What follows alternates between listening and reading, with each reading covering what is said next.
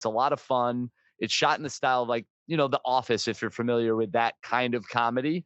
And, just imagine that world, right? A conspiracy theory convention. And in this case, an all inclusive conspiracy theory convention. So we get lost in the world of those characters and everything that relates to it. And, it's a really fun ride. It's about a 90-minute movie. And, we hope you guys love it. And we're excited to share it at the Palace there on James. Ladies and gentlemen, welcome to Good News York. My name is Noah Chrysler, and today I'm sitting down with Christopher Bruce. Christopher, welcome to the show. Hey, it's a pleasure to be here. I'm glad to kind of connect with my Syracuse folks, getting back to the hometown roots. Absolutely. Cool. For those of us who have never met you before, Christopher, go ahead and introduce yourself. Well, gosh, where do you start, right? I mean, what makes any human, you know, themselves, I guess. Well, my name is Christopher Robert Bruce. I'm a film producer. I'm a professional mascot. I grew up in Syracuse, New York, but I live in Delaware now. I run and operate the Mascot Hall of Fame, which is a pretty cool thing. You can check that out. But really, I'm excited because we have a feature film, The Conspiracists. It's a comedy mockumentary. It's out on a number of streaming platforms.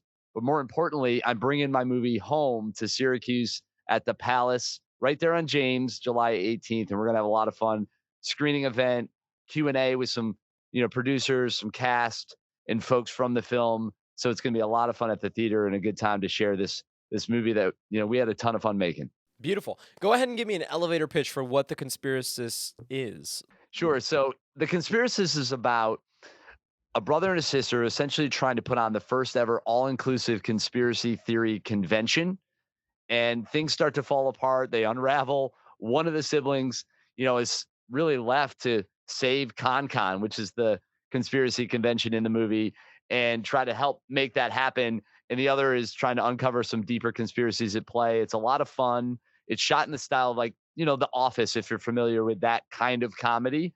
And, just imagine that world, right? A conspiracy theory convention. And in this case, an all inclusive conspiracy theory convention. So we get lost in the world of those characters and everything that relates to it. And, it's a really fun ride. It's about a 90-minute movie. And, we hope you guys love it. And we're excited to share it at the Palace there on James. Wonderful. Cool. What are some things that, you went into the movie? What are things that you learned along the way as you were making this film? I mean, man, making a movie has got to be like the ultimate team sport, really, right? You've got so many elements in play. You got to get the team together. Everything really has to go right. And there's so many places that it can go wrong. So a lot of the work goes into the pre-production and just the energy and the effort to make that happen. And my producing partners over there at Uncultured, Swine, my company's King Creative, we teamed up to make the movie. Essentially, they called me. They're based out in New York City and wanted to make a movie in Delaware, which is where I'm based and where I live now. Part of their team is originally from Delaware. And we wanted to show people that you could make a feature film in the first state, right? In Delaware. It's an area that I think is prime for independent films and movies like ours. And, we were able to make that happen. And it was really a team effort. It was so great to get lost in the community, to create your relationships with those that, were related to locations and, casting the film, which is not, there's really one primary star from Delaware, Terri Lynn, who is also on Broadway. She's actually in Book of Mormon. Oh, cool. And she went to Cab Calloway, which is a local Delaware high school. And she got to be able to be in her first feature as one of the leads in our movie. And that was just great to be able to give her a platform to showcase her talent and to be able to be on the big screen. She's primarily a theater actor and she's successful on Broadway, all those things. But our film was able to give her that chance. And, Delaware was a wonderful home for the Conspiracists. And what you'll see if you're from the area, if you know the locations, you'll be able to pick them out, which is a lot of fun for those in that market. But for everybody else, it is just a wonderful world. The movie has heart. You're going to care for the characters. You're going to laugh. You're going to feel all the feels. And we're really proud of the project. And, on July 18th, like I said, we're going to be there at the Palace on James for an incredible, essentially homecoming for me and, an opportunity for everybody in Syracuse to celebrate this independent film and kind of come together as a community, which is at its heart a lot of what the movie's about. Wonderful. I think that that's amazing. What is your favorite shot or sequence from the film? What is your favorite scene? Oh man, there's so many amazing moments in the film, and some of the standout character moments. For me as a producer, you know, it's great to see when it all comes together. And I wore a lot of other hats and in the project, but there were some key moments where some of the improvisations were happening with a few of the characters. And when you get on set, everybody's trying to make it happen. You're all focused, but there are just some times where it's just so darn funny that you're trying not to ruin a take really by by laughing. In some of those moments, I mean, I got a heck of an ab workout trying to hold them in, and some were impossible to kind of fight back. But there are some key scenes where I think you guys will also find very funny, and that kind of came across in the movie. But when, as you learn, Eric is one of the characters in there. There's an interview sequence where we kind of get to know him, and we're talking to him in what is essentially his room.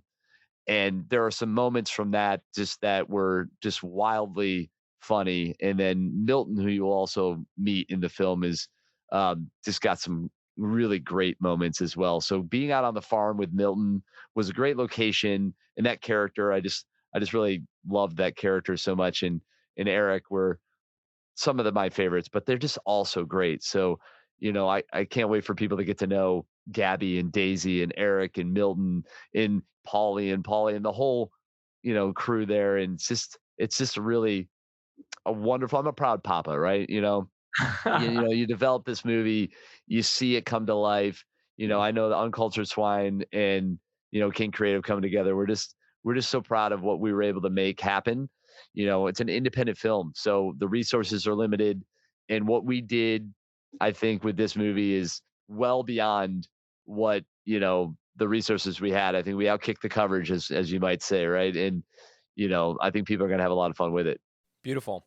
Well, that's incredible. Tell me about the Mascot Hall of Fame. I want to hear about all that too. Yeah, so I mean, real quick, I'll get to the Mascot Hall of Fame, but just so you know, in case you're in New York City, we also June, and I don't know when this is ultimately gonna, kind of be out, but so June 28th and 29th, we're gonna be in New York City at the Players Theater as well for two screening nights. That's gonna be a lot of fun. So if you're in Manhattan, you're in New York, come and join us June 28th and 29th, 7 p.m. showings both nights at the Players Theater. That's right there in New York. That's gonna be a lot of fun. Again, Q&A and the whole deal for that as well. And then we're also gonna be in Phoenixville. Yes, we're gonna be in Phoenixville, New York at, check this out. You know the movie The Blob, right? Hmm. So the theater that The Blob was filmed at and featured in the movie is called the Colonial Theater. We're gonna actually be having a screening there as well on August 1st for the movie. So come out to Phoenixville if you're in the area and join us for an amazing night there as well at the Colonial. So a lot of fun things going on. Mascot Hall of Fame. Yes, that's a thing. It exists. If you go to mascothallofFame.com, you can learn more about it. We're actually about to relaunch the website. We are working on an opportunity to partner with ESPN to kind of help roll out the induction process for this year.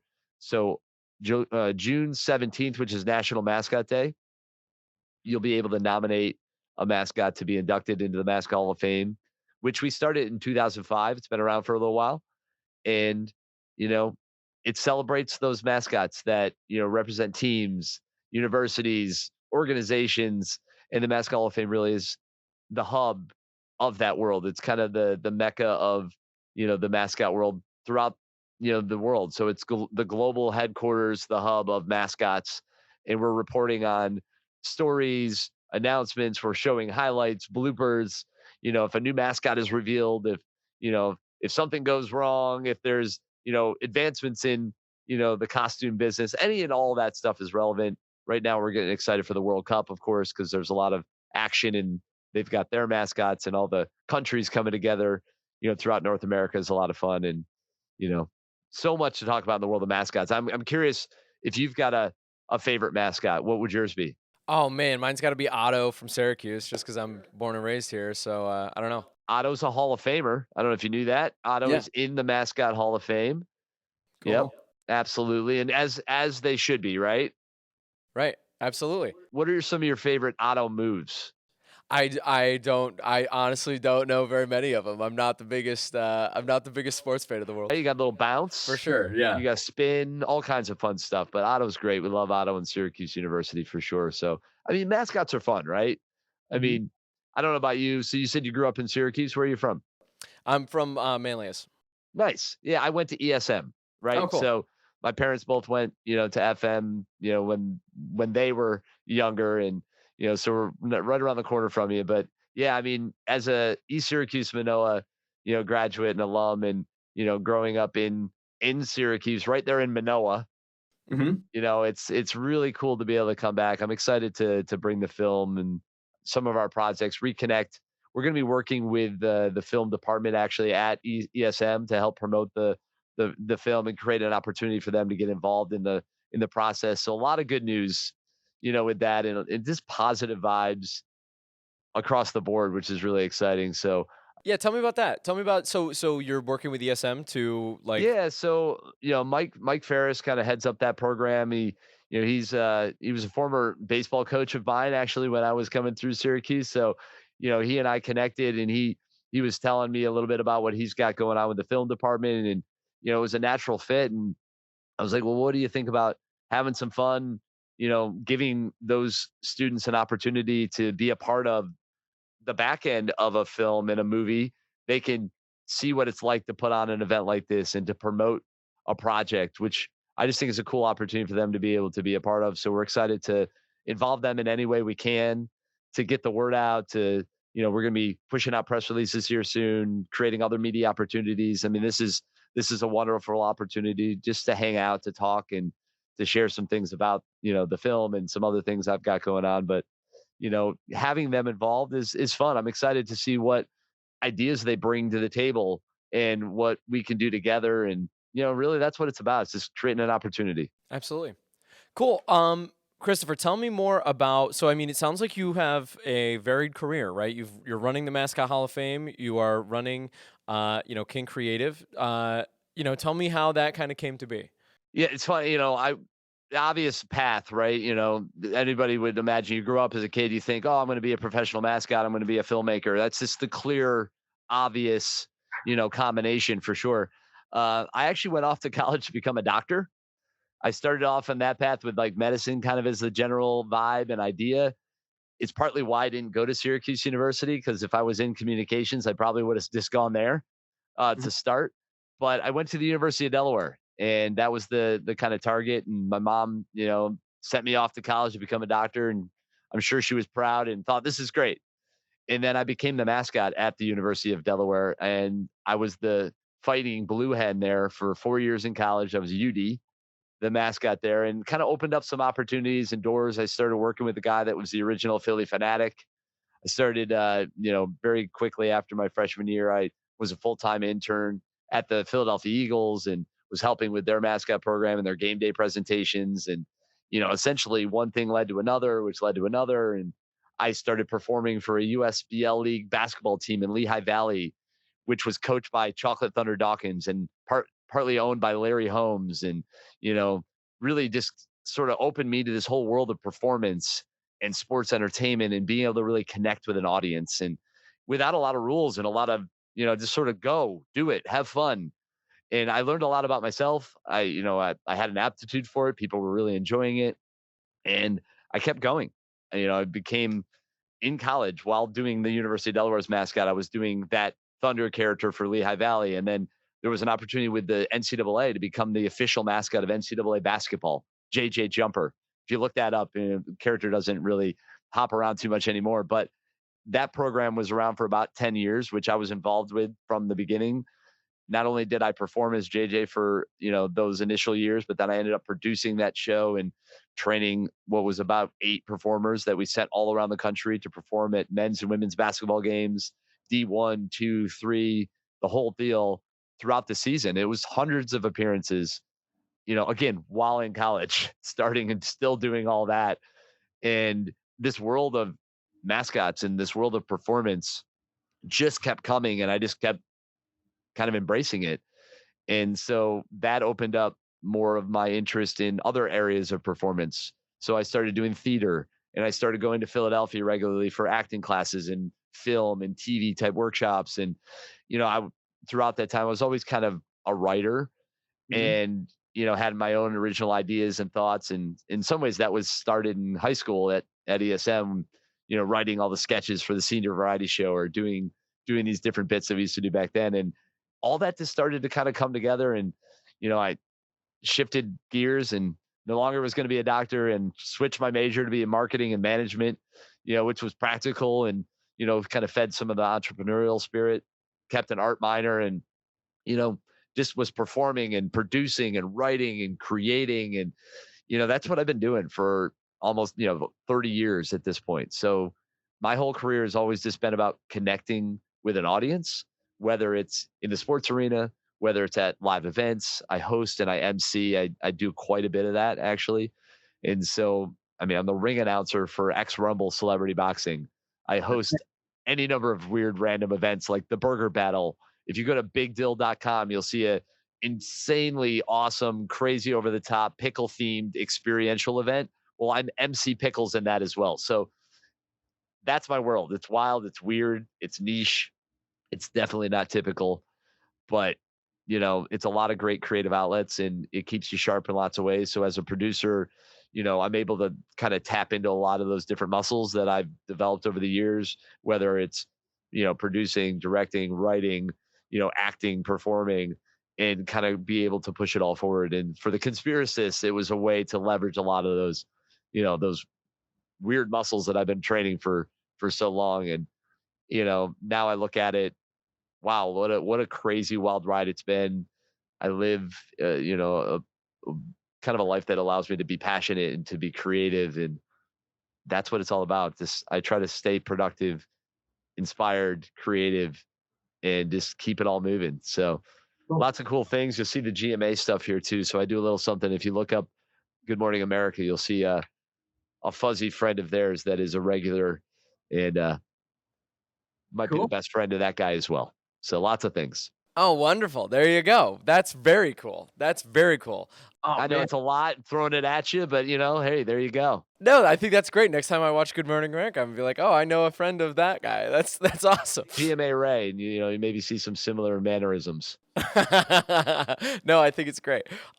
Beautiful. Tell me about. So you mentioned that you hosted a thing called Celebrity Boxing. Which celebrities did you watch So box? celebrity boxing is really if you've seen any of the big celebrity boxing matches over the last like 20 years or so, most likely it was a celebrity boxing event, at least a lot of the big ones. So Tanya Harding's, the Jose Canseco's, all those events were through Damon Feldman and his team's celebrity boxing.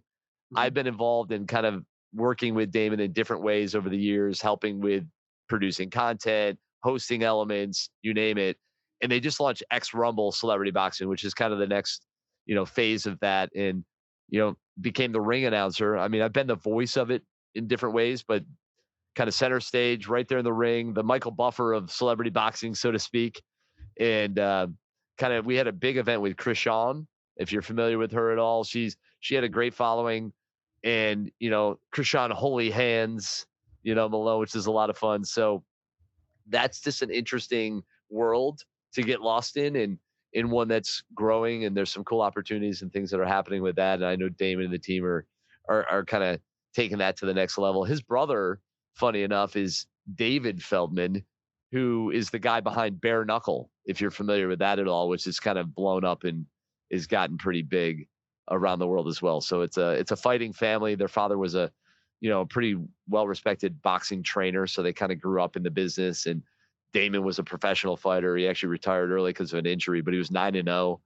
So that's their world, and I'm just a part of it as I find myself in these weird worlds. Whether it's pickles or celebrity boxing or mascots or movies, comedy, mockumentaries. In this case, it's kind of fun to get lost in them. Very cool. Very cool.